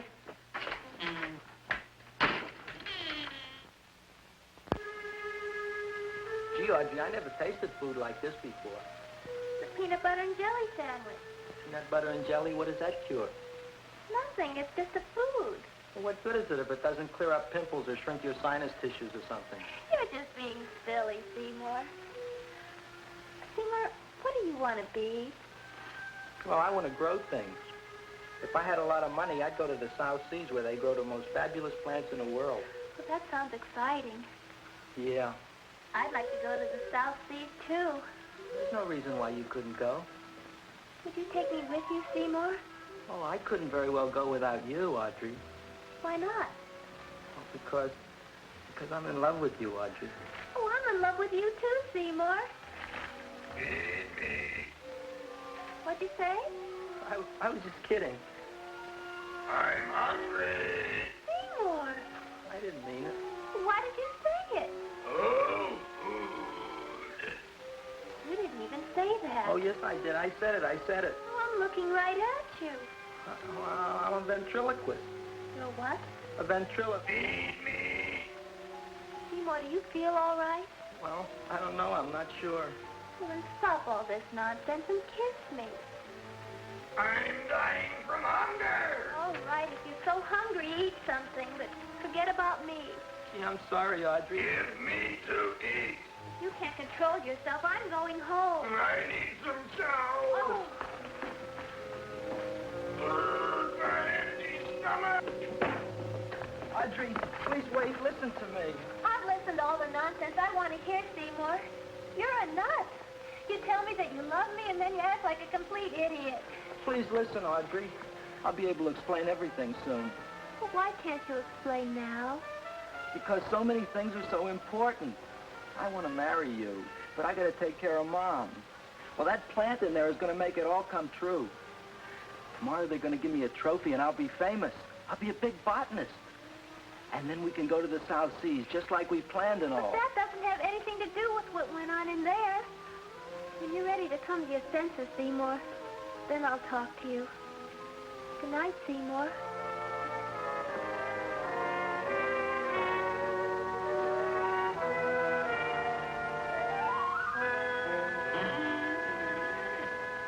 I'm getting pretty tired of you.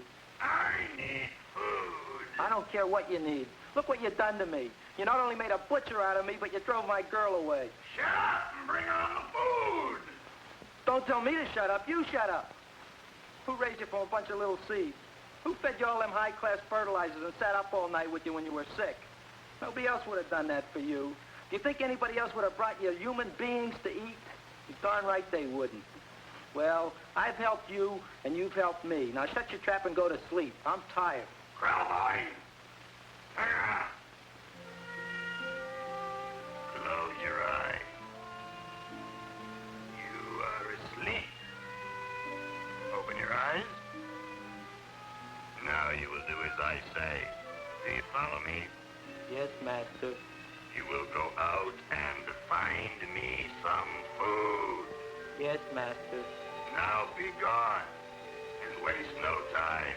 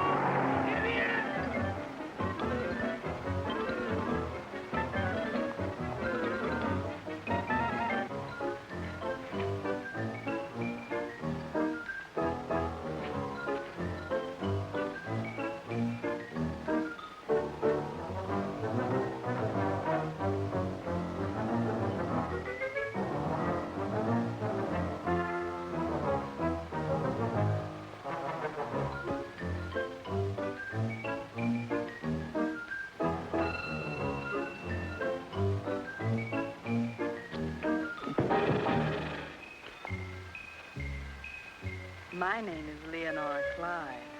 How's the rain on the rhubarb? Master is hungry.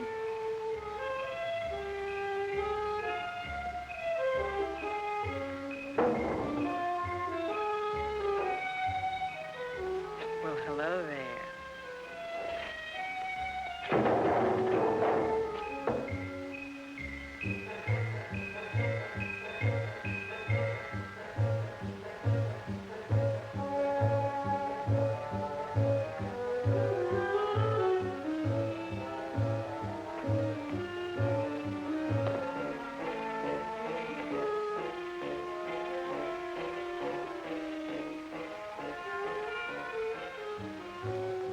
I gotta find food for Master. Food I gotta find for Master. For Master, I gotta find food. Maybe I can help. Who are you? My name is Leonora Clyde. I love you. Master wants food. Let the old goat wait. The night is young, and so are we. Master doesn't eat goat. Well, what kind of food does he like? Ooh! That's more like it. Kiss me. What's the matter? Don't you like me? Too bony. Too bony? Nobody ever told me that before. Beef is better than veal. Ah, you're such a dodo. What do you call this? Chopped liver? Master would like more fat. Speak for yourself, John. My name is Seymour. My name is Seymour. That's my name, too. Are you interested, or are you just wasting my time? I never thought anybody would volunteer. Do you volunteer? Sure I do. All right, if you're sure you want to volunteer. All right, my place or yours? I don't care. Well, flip a coin. I don't have a coin. Flip anything, silly. Well, there's a rock. Wet or dry? Wet.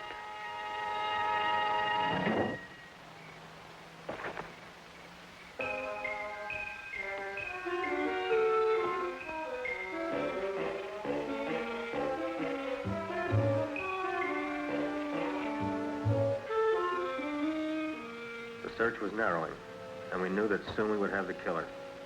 Not that we had any more clues than before, but we had to tell the chief something. I had that feeling in my bones that the mystery was drawing to its climax, and I was determined to be on hand. All right, out.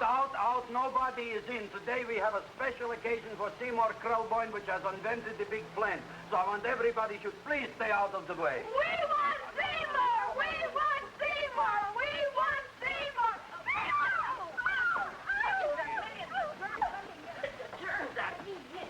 I tell you, this business is worse than being a conductor in a revoluting door. I'll be glad when this day is finished. What's the celebration? They're presenting my son with a trophy. Yeah, what'd he do, run away from home? Please don't look at me that way, Audrey. I want to talk to you. I'm sorry, Seymour.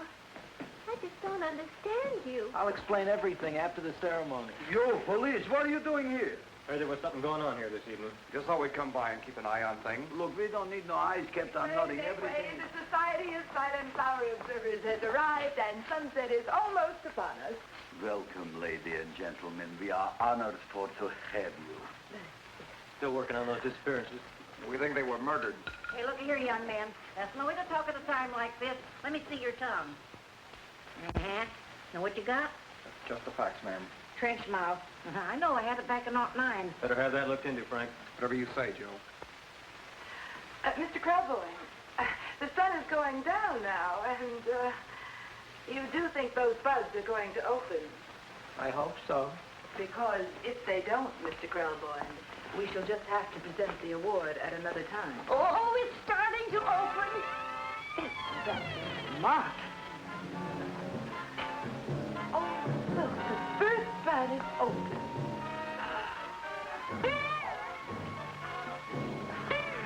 Isn't that the railroad cop? Look at the rest.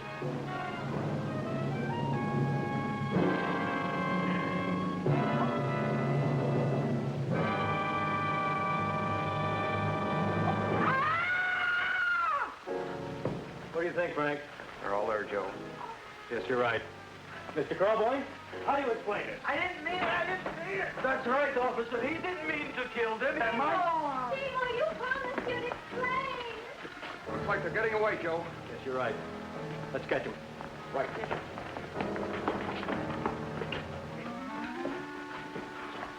Oh, now the float will be perfect. Yeah.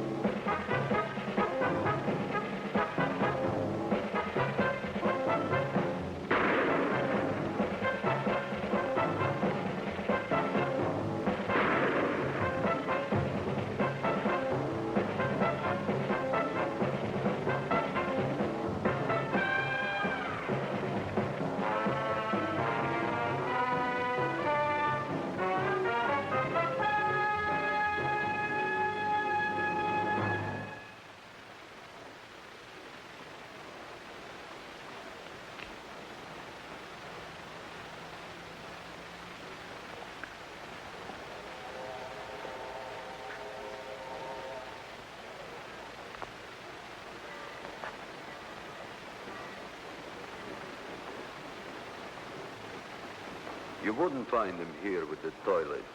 Let's go back.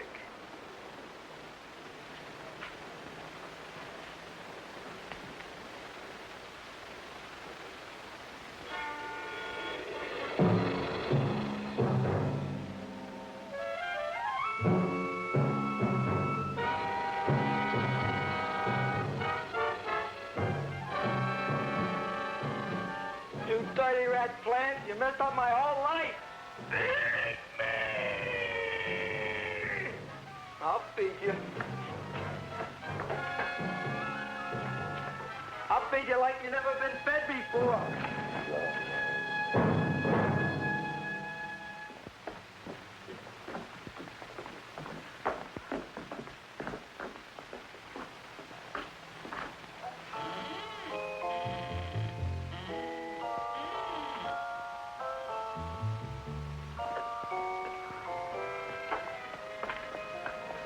Better to give up, gentlemen. You wouldn't find him tonight. Look, the door's open, Frank. Yeah.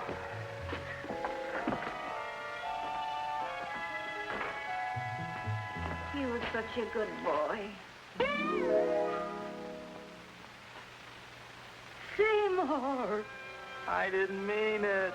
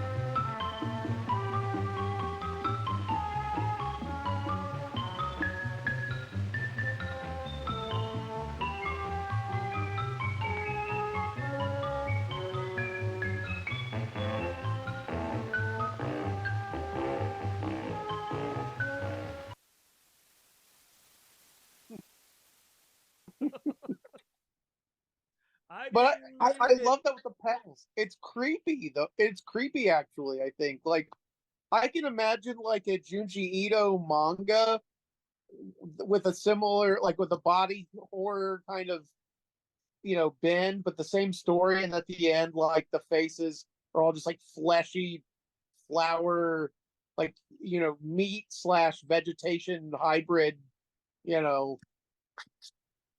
grossness. I could see that for sure. But yeah, people's homes at that point. So when they finally bloom, then yeah, then they repeat the whole process with their new owner. Yeah, yeah, I can see that. That would be cool and creepy. Yeah, yeah, that's the OG Little Shop of Horrors. Yep. Very I don't know, different. It's several weeks in production, but only 2 days it actually being filmed. Roger Corbin's like, you know what? Just one take the whole thing. Who gives a shit? Oh no. So there was a reason for it. So, let's see. It was one of his first films, financed by Film Grip Productions. But then he found out that the Screen Actors Guild rules were going to change.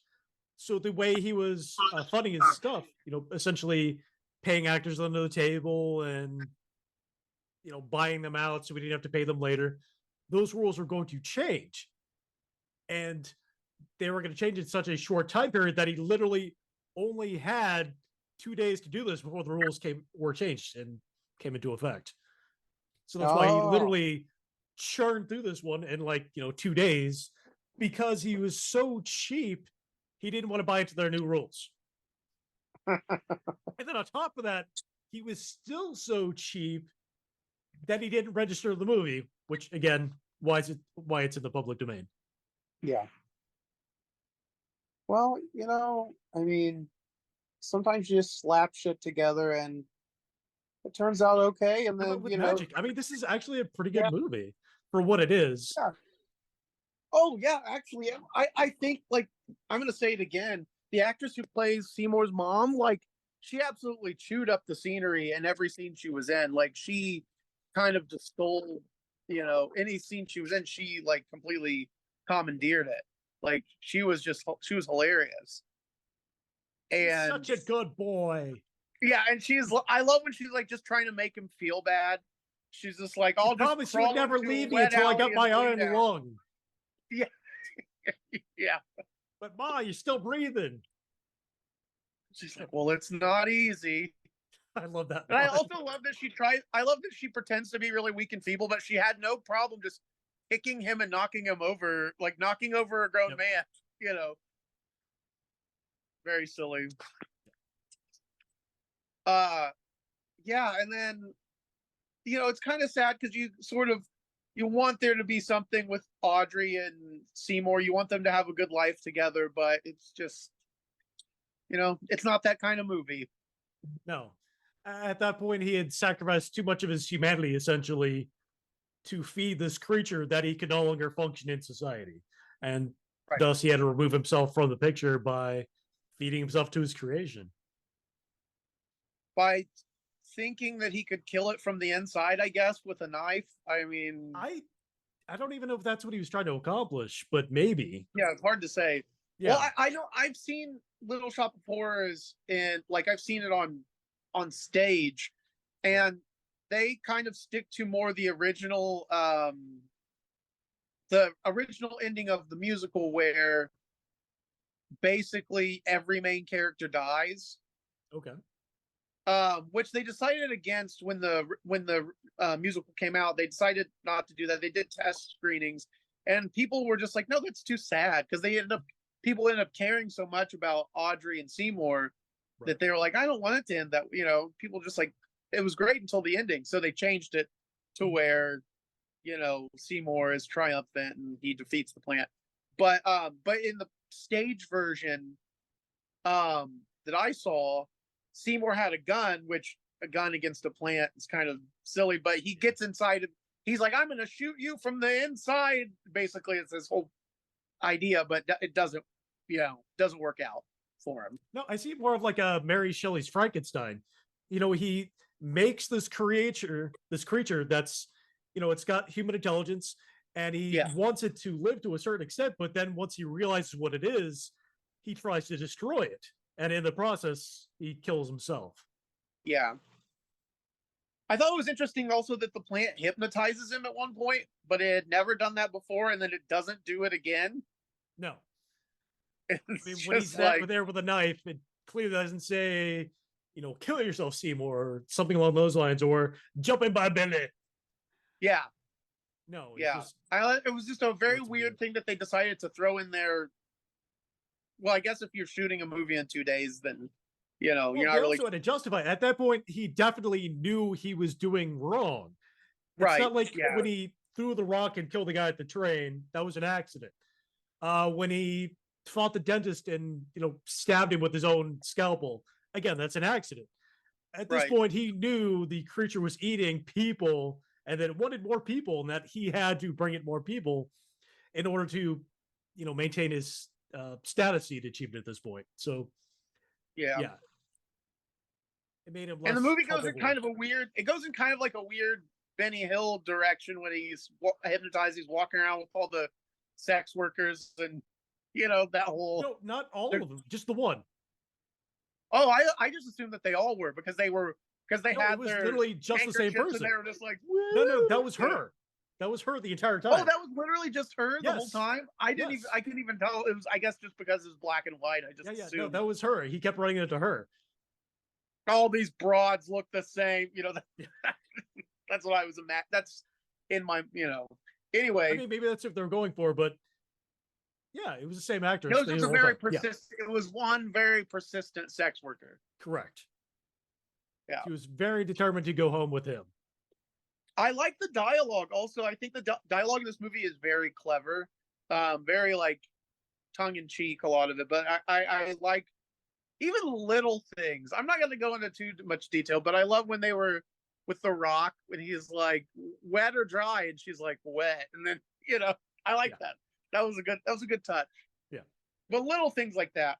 Yeah, I think this movie actually is really, really great. It's really kind of genius. It's with the as meager of a budget as they had, I think that they made the most out of it, and the actors, everybody that was in it, I think, which was great. Was $22,500. Man, which is basically nothing. Nothing. Yeah. Which is why the monster's made out of paper mache, and they're reusing a set and all the actors. Yeah. But again, no, I agree. It's actually really well done for having such a minuscule budget. Mm-hmm. Maybe one of the better movies that we've shown.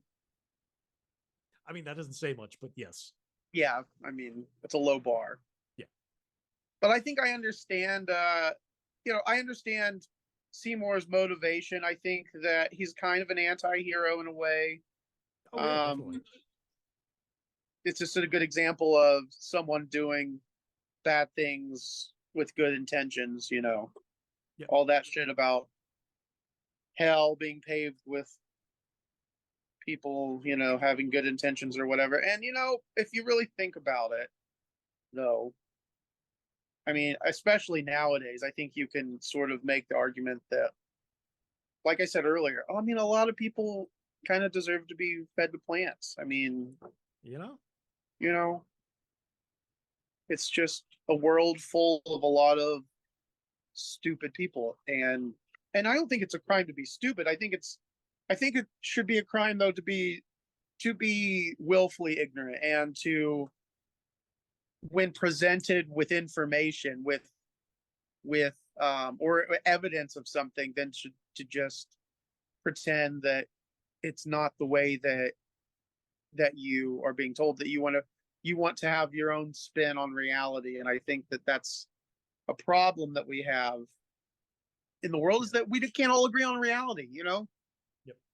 Maybe it's always been like that, but I feel like it's especially bad now because the problem is we have the internet, where someone can have one stupid thought, and instead of like talking to other people and then being like, no, that's kind of stupid, that's honestly, you probably shouldn't think that, and here's why. But instead of seeking out reasons to like sort of better yourself, or like, learn from a situation, we just all kind of look for validation and reinforce the stupid. Exactly. Reinforce the stupid instead of trying to expunge it. And I think that that's really too bad. And so, as a wise plant once said, if you want a rationale, if you really got to justify, take a look around. A lot of folks deserve to die. And yeah, I think he's right. I think he was right. But maybe I shouldn't be active. That's not, by the way, me actively telling people to chop people up and feed them to plants. I'm not trying to incite. Good. I mean, I was going to bring that back, but I like the fact that you address that by yourself. Yeah. That shows growth.